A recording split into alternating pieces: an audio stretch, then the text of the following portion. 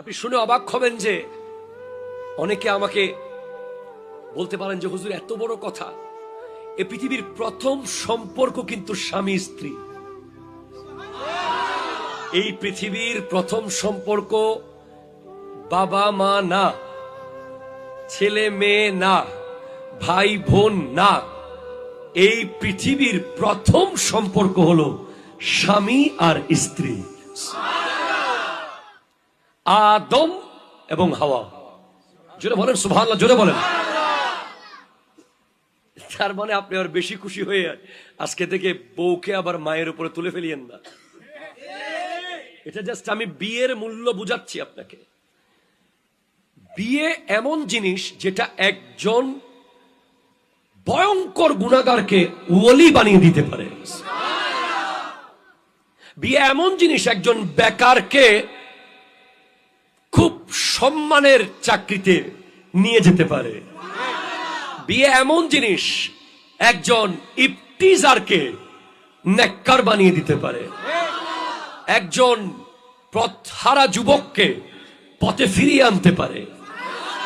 একজন এইভাবে যদি বলতে যাই, বিয়ে এমন এক নিয়ামত, যেই নিয়ামতের শুকরিয়া আদায় করে আমরা শেষ করতে পারবো না। আল্লাহ বলছেন হুন্না লিবাসুল লাকুম, তোমাদের স্ত্রীরা তোমাদের জন্য লিবাস, কাপড়। ওয়া আনতুম লিবাসুল লাহুন্না, তোমরা তোমাদের স্ত্রীদের লিবাস, ড্রেস। আল্লাহ পৃথিবীতে এত কিছু থাকতে তুমি বলতে পারতে যে স্বামীরা স্ত্রীর জন্য আকাশের চাঁদ, স্ত্রীরা স্বামীর জন্য সূর্যের মতো, স্বামীরা স্ত্রীর জন্য গোলাপ ফুলের মতো, স্ত্রীরা স্বামীদের জন্য রজনীগন্ধার মতো। এইভাবে কত কি উদাহরণ ছিল। আল্লাহ তুমি ড্রেসের সাথে কেন তুলনা দিলা? ড্রেস কেন বললা?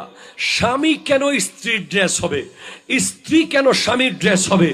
বলছে যে তুই অফিস থেকে এসে চশমাটা রেখে দিবি, মোবাইলটা রেখে দিবি, ঘড়িটা রেখে দিবি, মানি ব্যাগটা রেখে দিবি, কিন্তু তোর জামাটা অফিস থেকে আসার পর তুই রাখবি না।